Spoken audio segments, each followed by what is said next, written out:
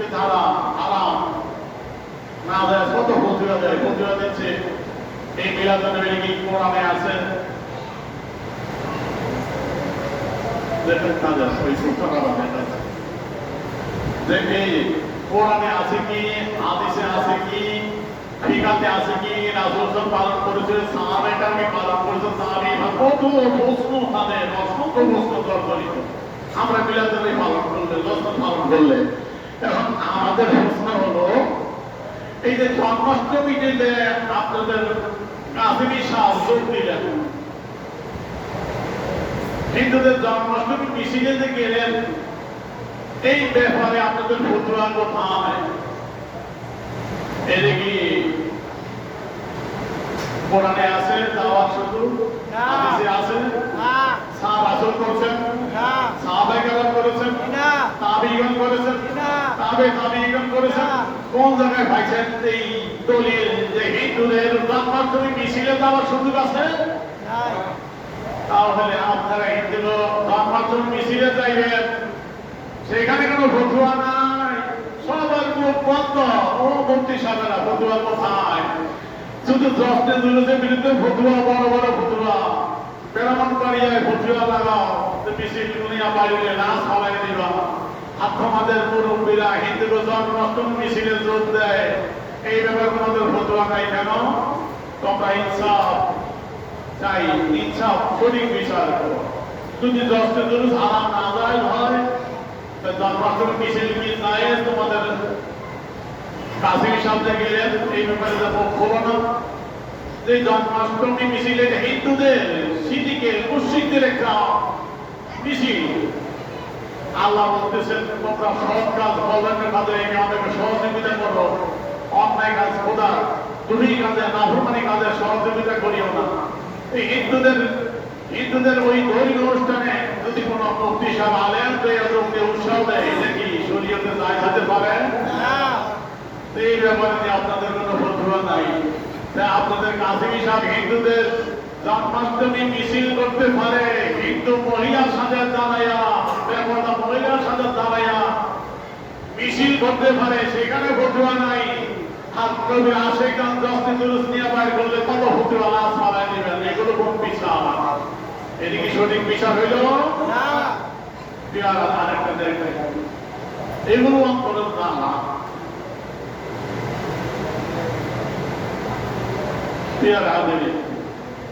আমরা জশ্নে জুলুসে যে ধরনের মিছিল নিয়ে বাইর হয়, চট্টগ্রামে যেমন শ্রীপুর দরবাসের বিশ্ববন্ধু আসতেন, এখন আসেন তার গাড়িতে থাকেন, লোকজন মিছিল নিয়ে বাইর হয়। ঢাকাতে বিভিন্ন দরবার বিশ্ব গাড়িতে থাকেন। নারায়ণগঞ্জে আমাদের হাজির দরবার শরীফের বিশ্ববন্ধুকে বললাম হযরত আল্লামা সৈয়দ বাহাদুর শাহ মোজাদ্দেদ আমিনীর মুহাদ্দিসুল আলী নেতৃত্বে আমরা মিছিল করি, তিনি গাড়িতে থাকেন, ফুলের মালা দিয়ে হবে। এটা কি নারায়ণগঞ্জের মিলাদুন্নবীর বিরোধীগণ কত ফতুয়াদের মূর্তি পূজা, মূর্তি দ্বারা করে রাখছে, এটার কথা বলে কি বলে না? এখন আমরা বলি এই যে দেখেন একটা মিছিল, চিনেন নি? গাড়িতে কি আছে? গাড়িতে কি আছে চিনেন? দেখুন গাড়িতে কি আছে চিনেন নি? চিনছেন? তাদের অন্যতম বড় নেতা মামুনুল হক, যাকে বিগত সরকার জেল দিয়েছিলেন একটা কারণ, যে কারণটা গ্রেফতার করে বলতেও লজ্জা লাগে, আলাদা নাক কাটতে কাটছে। অনেক বউ নিয়ে তুমি চলে আসো রিসোর্টে,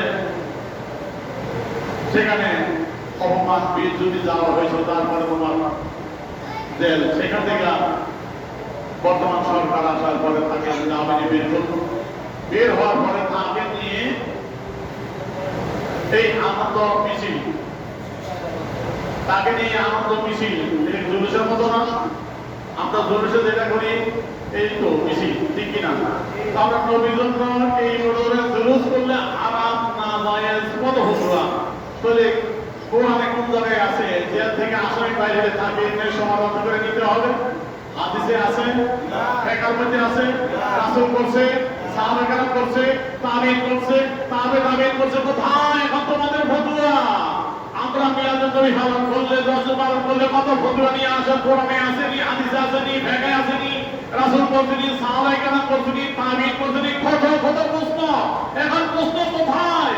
যদি তোমাদের আসামি জেল থেকে বাইর হওয়ার পর থাকে, এই শোভাযাত্রা মিছিল করে নিতে পারো, আমার নবীর গুণী আগামী দিন আমরা আন্দোলন করতে পারি কি পারি না? তাহলে ফতোয়া এখন নাই কেন? ও এক মুসলিম এক বেশি ফতোয়া সুন্নি মুসলমান যেটা তার বিরুদ্ধে তোমাদের ফতোয়া লাগাও, এক গ্রুপ বই থেকে ফতোয়া লাগানোর জন্য, আর তোমাদের ঘরের খবর তোমরা নাও না। এটা কি ইনসাফ? এটা কি ইনসাফ হলো? ইনসাফ করো ভাইরা, ইনসাফ মতন ফতোয়া দাও। তুমি ফতোয়া এদিকে দাও, ওদিকে ফতোয়া লাগাও, ওইটাও না নয়, ঠিক কিনা ধরে বলো? তাহলে দেখা এগুলো কোন হাদিসে কোথাও আছে যে থেকে আসে বাইরে জুলুস করে নেওয়ার সুযোগ আছে? কোথাও কোন কোরআন হাদিসে কোথায় আছে? কোন জমানায় সাহাবায়ে কেরাম তাবিঈন তারা করেছে? তাহলে আমরা মিলাদকে মানাই করলে ফতোয়া, মিলাদুন নবী পালন করলে ফতোয়া, যে সাহাবায়ে কেরাম করছিলেন, তাবিঈন করছিলেন, তাবিঈন করছিলেন, অন্যকে করছিলেন, তমুকে করছিলেন, কোরআন আসেনি, হাদিস আসেনি, ঢাকায় আসেনি, তোমাদের এগুলো আছে কিনা বলেন তুমি? তাহলে তোমরা করলে ফতোয়া নাই, মুখ বন্ধ। এখন মুখ বন্ধ কেন? জন্মাষ্টমী হিন্দুদের ওই পূজার উৎসাহ দেওয়ার জন্য মসজিদে অনুষ্ঠানে তোমাদের মুক্তি সামনে উৎসাহ প্রদান করে, সেখানে ফতোয়া নাই বলে নাউযুবিল্লাহ মিন যালিক। কোথায় বলবো কথা? তারপরে আমরা মিলাদের তবারক খাইলে, নামাজ খাইলে কয় অন্তরের নূর বাইর হয়ে যায়। পুরুষ শরীরের তবারক খাইলে কয় শুয়োরের গোস্ত খায়, বলে নাউযুবিল্লাহ মিন যালিক। দেখেন আমার এই পোস্টার মধ্যে দিয়ে দিয়েছি তাদের হাওলা, এটা 4 সালে ছাপা, সারা দেশে পাইছে। ভুল হইলে আসো নাই, ধর্ম আসো নাই, কত বছর হইল? 4 সালে করা, এখন কত 25 কত 24 বছর হয়েছে না? 21 বছর। তাহলে 21 বছর চলছে, তারপরে তো কই আসবেন না? যদি ভুল লেগে আসেন জিজ্ঞাসা করবো, যদি ভুল লেগে আসেন। আপনাদের রহমানি পয়গাম পঞ্চম বর্ষ, দশম সংখ্যা, অক্টোবর 1999, পৃষ্ঠা 37, সেখানে লিখতেছে মিলাদ ক্যাম্প এত গুনার কাজ, জঘন্য কাজ, তবারক খাইলে অন্তরে নূর বাইর হয়ে যায়। বলেন মিলাদের নামাজ খাইলে অন্তরে নূর বাইর হয়ে যায়, ঠিক আছে, অন্তরে নূর বাইর হয়ে যায়, না খাওয়া আফসোস নাই। এখন তোমরা যদি যাইয়া খ্রিস্টানদের বড়দিনের কেক খাও, তাহলে আমাদের প্রশ্ন হয়, ঠিক কিনা ধরে বলে? এই দেখেন তাদের সেই কাসেমি সাহ, মাসুম বিল্লাহ কাসেমি, খ্রিস্টানদের বড়দিনের কেক খাইতে আছে। কেক খ্রিস্টানদের খাওয়াইতেছে, খ্রিস্টান পাদ্রীদের কেক খাওয়াইতেছে, দেখছেন কি? এই এমন খাওয়া খাইছে, আঙুল চাইতে খাওয়া শুরু করছে, দেখছেন? এমন খাওয়া খাইছে, আঙুল ছাড়ে, দেখছেন কি? ভাত খাওয়ার পর আঙুল চাইতে খাওয়া শুকনো। এই খ্রিস্টানদের কেক খাইয়া এখন শুকনো খাওয়ার পর আঙুল চাইতে খাইয়া ও কাসেমি সাহ, খুব মজা লাগে। নবীর মিলাদুন নবীর নামাজ খাইলে অন্তরে নূর বাইরে হয়ে যায়, আর খ্রিস্টানদের বড়দিনে কেক খাইলে অন্তরে নূর ঢোকে, তাই না? খ্রিস্টানদের বড়দিনে কেক খাইলে অন্তরে নূর ঢোকে, ঠিক কিনা ধরে বলেন? তাহলে এমন চাইতে সেটা খাইতে আসো ভাই, এটার ফতোয়া নাই, হারামের ফতোয়া নাই। আউলে এখানে শরীরের খাবার খাইলে তো শুয়োরের বস্তু খায়, খ্রিস্টানদের এই বড়দিনের উৎসবে কেক খাইলে গরুর মাংস খাও, ঠিক কিনা ধরে বলেন? তো এইটা কোন ফতোয়া? হ্যাঁ কিও ভাই, এইটা কোন ফতোয়া? এই দেখেন, হ্যাঁ খ্রিস্টানে খাওয়া যায়, আগে তো এই খ্রিস্টানরা খাওয়াইছে, এখন খ্রিস্টান তারা খাওয়াইতে আছে, খাইতে আছে, কি আঙুল চাইতে খাইতে আছে, কি মজা কেক তাদের। আর নবীর মিলাদুন নবীর খবর খাইলে অন্তরে নূর বাইর হয়ে যায়, কোথায় যাবেন তাদের ফতোয়া? নবীর মিলাদুন নবীর নামাজ খবর খাইলে ফতোয়া দেন, অন্তরে নূর বাইর হয়ে যায়, নাজায়েজ হারাম। আউলিয়া কেরাম শরীফের খবর খাইলে, শুয়োরের বস্তু খাইলে হারাম খাইলো, তো এই খ্রিস্টানদের বড়দিন উৎসবের কেক খাইলা, এটা কোন জায়গায় আছে? কোরআনে আসেনি, হাদিসে আসেনি, ঢাকায় আসেনি। খ্রিস্টানদের ওই বড়দিনে কেক খাওয়া যাইব, আসেনি ভাই? কোরআনের কোন আয়াত আছে দেখান একটু আমাকে, কোন হাদিসে আছে দেখান একটু, ফিকহের কোন কিতাবের মধ্যে আছে দেখান একটু।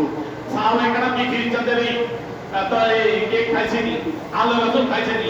তাবিঈনও খাইছেনি? তাবিঈন খাইছেনি? এখন কেন বুঝতে পারেন না? আমরা মিলাদ হলে কত প্রশ্ন, মিলাদুন পালন করলে কত প্রশ্ন, এখন প্রশ্ন কোথায়? ঠিক কিনা ধরে বলে? এখন আপনাদের প্রশ্ন কোথায়? এখন মুখ কেন বন্ধ আপনাদের? আল্লাহ রাসূল বলতে সাকাতের হক শয়তানের আখরাত। শব্দ কথা বলতে যারা চুপ থাকে বোবা শয়তান।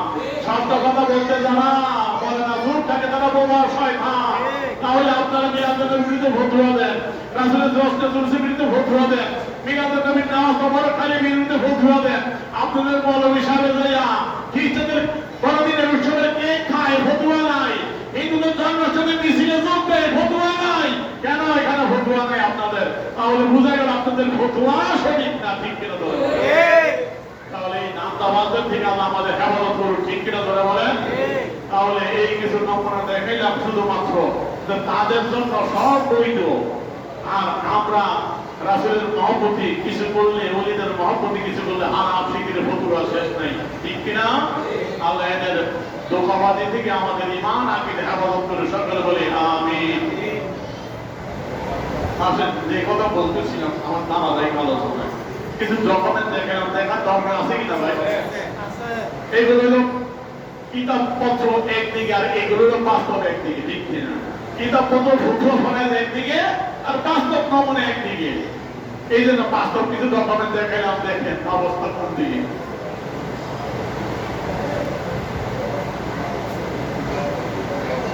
রাসূল পাক সাল্লাল্লাহু আলাইহি ওয়াসাল্লামের ঈদে মিলাদুন নবী, ঈদে মিলাদুন নবী, ঈদ নিয়ে তাদের মাথা ব্যথা। ঈদের উপর গত জমা ইনশাআল্লাহ আপনারা যারা ছিলেন অনেক আলোচনা শুনেছেন। আজকে লৌগাদের পরিভাষায়, ডিকশনারি অভিধানের পরিভাষা আমি কিছু তুলে ধরবো যে আরবি ডিকশনারি গুলোতে ঈদ বলা হয়। দেখেন ঈদের সংজ্ঞায় যে ঈদ শুনলেই তাদের মাথা গরম হয়ে যায়। আসলে আমরা ঈদ যদি করি, ঈদে মিলাদে পালন করি, তাদের মাথা খারাপ হয়ে যায়। ঈদ বিশ্ববিখ্যাত আরবি অভিধান আল মুজাম্মল রশিদ, আরবি টু আরবি, এর 635 নং পৃষ্ঠায় লেখা হয়েছে ঈদের সংজ্ঞা। কুল্লু ইয়াউমিন ইয়াতাফিলু ফিহি বিযিকরি কালিমাতিন আও হাবিবা। ঈদ বলা হয় এমন প্রতিটা দিন যেদিন কোন সম্মানী অথবা প্রিয়তম ব্যক্তির স্মরণে কোন মাহফিল অনুষ্ঠিত হয়। কোন প্রিয়তম বা সম্মানীয় ব্যক্তির স্মরণে কোন মাহফিল উদযাপন করা হয়, সেই দিনকে ঈদের দিন বলা হয়। এটা মুজাম্মল রশিদ বিশ্ববিখ্যাত আরেকটি অভিধান আল মুনজিম, তার 536 পৃষ্ঠায় ঈদের সংখ্যা বলা হয়েছে। কুল্লু ইয়াউমিন ফিহি জামউন আও ইসতারু লিজি ফাতিন আও হাদাসাতিন মুহিম্মাতিন। ঈদ এমন প্রতিটা দিনকে বলা হয় ফিহি জামউন, যেই দিনে কোনো সমাবেশ হয়, আও ইযকারু লিজি ফদল, কোনো সম্মানী ব্যক্তির স্মরণ অথবা হাদাসাতিন মুহিম্মা, কোনো গুরুত্বপূর্ণ ঘটনার স্মরণে কোনো মাহফিল অনুষ্ঠিত হয়। বলেন না সুবহানাল্লাহ। তাহলে এই দুই অভিধান যেখানে লিখতেছে কোনো সম্মানিত ব্যক্তি বা কোনো প্রিয়তম ব্যক্তির স্মরণে যদি কোনো অনুষ্ঠান অনুষ্ঠিত হয়, সেদিনকে ঈদের দিন বলা হয়। তো আল্লাহর হাবিব থেকে, আল্লাহর রাসূল থেকে পৃথিবীতে সম্মানিত কোনো ব্যক্তি কি আছে? আল্লাহর রাসূল থেকে আল্লাহ এবং তার মখলুকের কাছে অধিক প্রিয় কোন ব্যক্তি কি আছে? আল্লাহ এবং তার মখলুক আল্লাহর নিকট অধিক সম্মানিত, অধিক প্রিয়। আল্লাহর মখলুক সকলের নিকট অধিক প্রিয়, অধিক সম্মানিত একমাত্র আল্লাহর হাবিব, ঠিক কিনা ধরে বলেন? আল্লাহর হাবিবকে নিয়ে যে আলোচনা মাহফিল, রাসূলকে স্মরণ করে যে মাহফিল, এই দিনকে লোকাদের পরিভাষা বলছে ঈদের দিন বলা হয়। বলেন না সুবহানাল্লাহ। তো আমরা তো এই জন্য ঈদ বলি। তা আপনাদের মাথা কেন গরম হয়ে যায় ভাই? আর তারিফাতুল ফিকহিয়া, ঈদের 395 পৃষ্ঠায় ঈদের সংখ্যা লেখা হয়েছে এরকম কুল্লু ইয়াউমিন ফীহি জামুরাতি সারালিজি ফাজলি, একই পরিভাষা। তারপরে মেলুল ওগান আরবি উর্দু, এখন বাংলা হয়েছে। কিতাবের 583 পৃষ্ঠার ঈদের সংখ্যা দেওয়া হয়েছে। ঈদ হরফদিন ইসমে কেসি সাহেবে ফদল ইয়া কেসি বরি ওয়াকিয়া ইয়াদমার মানাতি ও একই অর্থ একই। তারপরে আল্লামা রাগিব ইসফাহানি রাহমাতুল্লাহ আলাইহি তিনার আল মুফরাদাত একটি অভিধান কুরআনুল কারীমের বিভিন্ন শব্দের উপর তিনি লিখেছেন গুরুত্বপূর্ণ শব্দগুলো। সেই মুফরাদাতের 352 পৃষ্ঠার নিজের সংখ্যা দিতে তিনি লেখেন লামা কানা যালিকাল ইয়াউমু মাজউলান লিসুরুফিস শরিয়াতি কামা নাবাহান নবী সাল্লাল্লাহু আলাইহি ওয়াসাল্লাম বিকাউলিহি আইয়ামু আকলিনা ওয়া শারবিনা বিআলি। তিনি বলতেছেন ঈদ শব্দটা যখন শরীয়তে ঈদের দিন আনন্দ উৎসব করার জন্য নির্ধারিত করা হয়েছে, লাম্মা কানা যালিকা ইয়াউমু মাজউলান লিসুরুফিস শরিয়াতি, শরীয়তে ঈদের দিন আনন্দ উৎসব করার জন্য নির্ধারণ করা হয়েছে। ঈদের দিন হবে আনন্দ উৎসব করা, এই জন্য আল্লাহ পাক ঈদের দিন ঈদুল ফিতরের দিন আজাদিন রোজা রাখা করতে নিষেধ করেছেন।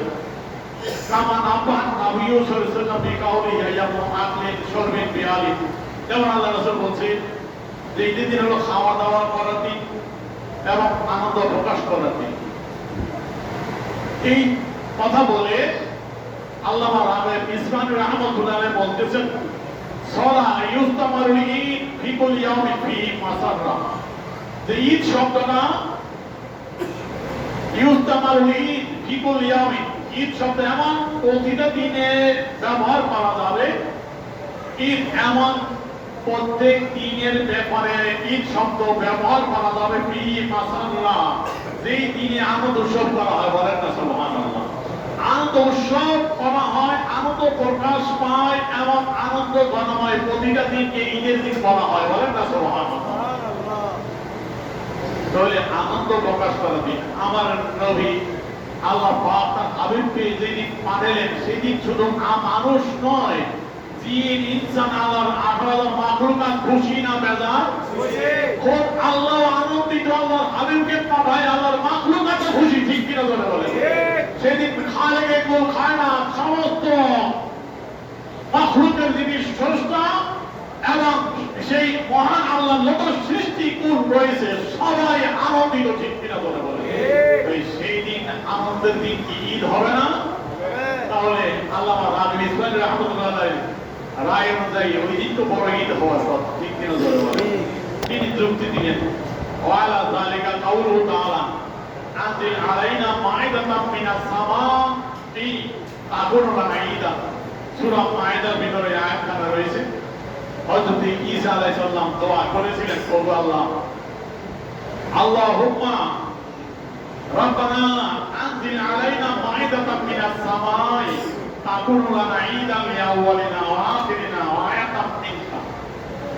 এই আয়াতটা তিনি তুলে ধরলেন, তিনি তুলে বুঝাচ্ছেন হযরত ঈসা আলাইহিস সালাম যেমন মায়েদা নাযিলের দিন আল্লাহকে বলছিলেন, ওগো আল্লাহ, আপনি আমাদের প্রতি আসমান থেকে খাদ্যভর্তি দস্তরখানা প্রেরণ করেন, আসমানি খানা প্রেরণ করেন।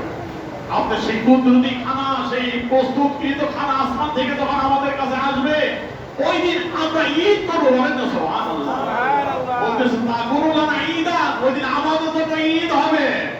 ওলিয়া ওলি আখিরিনা, আমাদের পূর্ববর্তী পরবর্তী সকলের জন্য ঈদ হবে। বলেন না সুবহানাল্লাহ।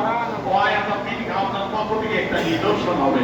তাহলে হযরত ঈসা আলাইহিস সালাম আল্লাহর দরবারে দোয়া করলেন, ওগো আল্লাহ, আমাদের উপর আপনার কুদরতি সেই খানা যখন আসবে, আসমান থেকে প্রস্তুতকৃত সেই খানা দস্তরখানা রেডি করে যখন আমাদের কাছে পাঠাবেন, আমরা এই আপনার নিয়ামত পাওয়ার কারণে আনন্দিত হয়ে ঈদ উদযাপন করবো। বলেন না সুবহানাল্লাহ। তাহলে আল্লামা রাগিব ইসফাহানি রাহমাতুল্লাহ আলাইহি এই আয়াত তুলে বুঝাইতে চাইলেন, যে আল্লাহর নিয়ামত পাওয়ার দিন, সেই আনন্দ প্রকাশ করার দিন, এটা যেমন ঈদ, ঠিক যে কোনো আল্লাহ নিয়ামত পাইলে খুশি উদ্যাপনের দিনকে ঈদ বলা হয়, বলেন না সুবহানাল্লাহ।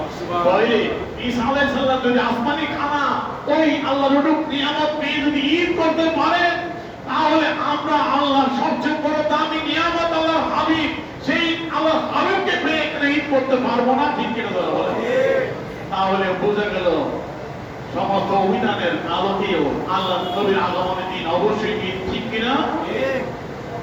আসেন প্রিয়ারা হাজির, ঈদ, ঈদে মিলাদুন নবী। তারা বলে ঈদে মিলাদুন নবীর কথা কোরআন হাদিসে কোথাও নাই, বড় আশ্চর্য। এখন এবার ফাউন্ডেশনে ঈদে মিলাদুন নবী পালন করে, ইসলাম ফাউন্ডেশনে রাষ্ট্রীয়ভাবে আমাদের যে ইসলামী রাষ্ট্রীয় ঈদে মিলাদুন নবী পালন হয়, সরকারি ছুটি, ঠিক কিনা? আমাদের বিগত সরকারের আমলে কিছু বক্তা যারা দাওয়াত পেয়েছে ঈদে মিলাদের মাহফিলে যায়, ঈদে মিলাদের পক্ষে কত সুন্দর কথা বলছেন। আবার এবার যেহেতু সরকার পাল্টাইছে, এবার যাই আবার ঈদে মিলাদুন নবী না যায় না, ওই ঈদে মিলাদ নাম দেওয়া যাবে না, সিরাতুল নবী নাম দেওয়া হোক, এই জন্য আবার প্রস্তাব ওই একই বক্তার পথে দুই সুর, ঠিক কিনা? তাহলে এটা কিসের আলামত? মুনাফিকের আলামত, মুনাফিকের আলামত।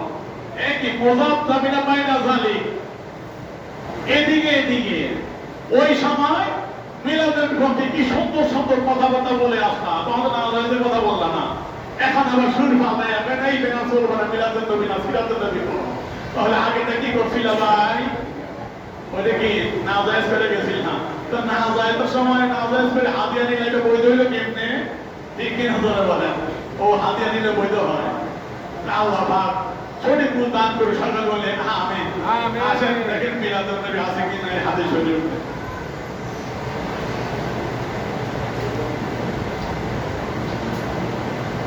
তিরমিজি শরীফ সিয়াসিত্তা হাদিসের মধ্যে অন্যতম একটি কিতাব। সিয়াসিত্তা হাদিস ছয়, এর মধ্যে জামে কিতাব দুটি, জামে বুখারী, জামে তিরমিজি। এই জামে তিরমিজি শরীফের দ্বিতীয় খণ্ডের 230 পৃষ্ঠা, আমাদের ইন্ডিয়ান ছাপা যে আমাদের দেশে বড় রচনা চলে, তার দ্বিতীয় খণ্ডের 230 পৃষ্ঠার ভিতরে ইমাম তিরমিজি রাহমাতুল্লাহ আলাইহি তিনি একটা অধ্যায়ের নাম রাখলেন, বাবু মা জা ফি মিলাদিন নবী সাল্লাল্লাহু আলাইহি সাল্লাম। বলেন না সুবহানাল্লাহ। যে ভাইরা বলেন মিলাদুন নবী বলতে কোরআন হাদিসে কোথাও কিছু নাই নাই নাই, এটা সুন্নিরা বানাইছে। ভাইরা তিরমিজি শরীফটা খুলে দেখো, ইমাম তিরমিজি রাহমাতুল্লাহ আলাইহি তিনি তার কিতাবের মধ্যে একটা অধ্যায়ের নাম রাখলেন, একটা অধ্যায়ের শিরোনাম রাখলেন, মা জা ফি মিলাদিন নবী সাল্লাল্লাহু আলাইহি সাল্লাম। এই অধ্যায়ে যেগুলো যে হাদিসগুলো আছে নবী মিলাদুন নবী সম্পর্কে, বলেন না সুবহানাল্লাহ। তাই মিলাদুন নবী নামে আছে কি নাই? আর অসংখ্য কিতাবে মিলাদুন নবীর বর্ণনা রয়েছে, শুধু সংক্ষিপ্ত আকারে আমি দেখাইলাম। ইমাম তিরমিজি রাহমাতুল্লাহ আলাইহি কিতাবে তিনি একটা অধ্যায়ের নাম রাখছেন মিলাদুন নবী, বলেন না সুবহানাল্লাহ। সেখানে তিনি রাসূলের মিলাদ সংক্রান্ত, দুনিয়া আগমন সংক্রান্ত একটা হাদিস বর্ণনা করেছেন, তুলে ধরেছেন। হাদিস হলো এই, হযরত মুত্তালিব ইবনে আব্দুল্লাহ ইবনে কাইস ইবনে মাখরামা তিনি তার পিতা এবং তার দাদা থেকে বর্ণনা করেছেন। তিনি বলেন, উলিদতু আনা রাসূলুল্লাহ সাল্লাল্লাহু আলাইহি ওয়াসাল্লাম আমাহু ফিল ওয়াসালা উসমান ইবনে আফফান মুবাস ইবনে আশিয়াম আখাবনি আমার ইবনে লাইস আনতা আকবর ওয়া রাসূলুল্লাহ সাল্লাল্লাহু আলাইহি ওয়াসাল্লাম। فقال رسول الله صلى الله عليه وسلم أكبر مني وأنا أقدم منه في الميلاد বলেন না সুবহানাল্লাহ। মিলাদ বলতে কিছু নাই, কোরআন হাদিসে নাই, সুন্নিরা বানাইছে মিলাদ। দেখো ভাই হাদিস শরীফের মধ্যে মিলাদ আছে কি নাই? তিরমিজি শরীফের ওই অধ্যায়ের মধ্যে হাদিস কানা বর্ণিত। ইমাম তিরমিজি রাহমাতুল্লাহ আলাইহি বর্ণনা করেন, হযরত মুত্তালিব ইবনে আব্দুল্লাহ ইবনে কায়েস ইবনে মাশরামা তিনি তার দাদা থেকে বর্ণনা করেন। তিনি বলেন, আমি এবং আল্লাহর রাসূল আপনার হাতি বাহিনীর বছর, যেই বছর আল্লাহ আব্রাহার সেই হাতি বাহিনীকে গজব দিয়ে ধ্বংস করে দিয়েছিল। আব্রাহাম খানায় কাবা ধ্বংস করার জন্য বিশাল হাতি বাহিনী প্রেরণ করেছিল। আল্লাহ পাক ক্ষুদ্র পাখি আবাবিল, ছোট ছোট পাখি দিয়া পাথর বর্ষণ করে, ক্ষুদ্র ক্ষুদ্র পাথর সেগুলো বর্ষণ করে হাতি বাহিনীকে ধ্বংস করে দিয়েছিল। ওই বছর আল্লাহ রাসূল এবং তিনি দুনিয়া গমন করেছেন। তিনি বলতেছেন, ওই বছর উলিদতু আনা রাসূলুল্লাহ সাল্লাল্লাহু আলাইহি ওয়াসাল্লাম, আমি এবং আল্লাহ রাসূল দুনিয়া আছি। সাহাবা ওসমান ইবনে আফফান, কুবুজ ইবনে আশিয়া, মাখাবানি, আমর ইবনে লাইস, ওসমান ইবনে আফফান রাদিয়াল্লাহু তাআলা আনহু বনি আমর ইবনে লাইসের ভাই কুবুজ ইবনে আশিয়াকে জিজ্ঞাসা করলেন, আনতা আকবারু আন রাসূলুল্লাহ সাল্লাল্লাহু আলাইহি ওয়াসাল্লাম, যে আপনি বড় না আল্লাহ রাসূল বড়? জিজ্ঞাসা কিন্তু বয়সের দিক দিয়ে, বয়স মানে দুনিয়া আসার দিক দিয়ে। কিন্তু তিনি বললেন, দেখেন সাহাবী রাদিয়াল্লাহু তাআলা আনহু, তিনি বললেন, ওসমান ইবনে আফফান রাদিয়াল্লাহু তাআলা, আপনার প্রশ্নটা কিন্তু সুন্দর হয় নাই। আমি বড় না রাসূল বড়? তিনি জবাব দিলেন, ফাকালা রাসূলুল্লাহ সাল্লাল্লাহু আলাইহি ওয়াসাল্লাম, ও ভাই শোনো রে, আল্লাহ রাসূল বড় না আমি বড়? শোনো, রাসূলের সাথে আমার তুলনা হয় না, রাসূল সর্বদিক দিয়ে আমার থেকে বড়। বলেন না সুবহানাল্লাহ। আকবারু মিন্নি, আমার থেকে বড়, আমার থেকে বড়। আর তুমি যা জানতে চাইছো সেটা আমি বুঝেছি, তুমি শোনো আমি সেটা বলতেছি।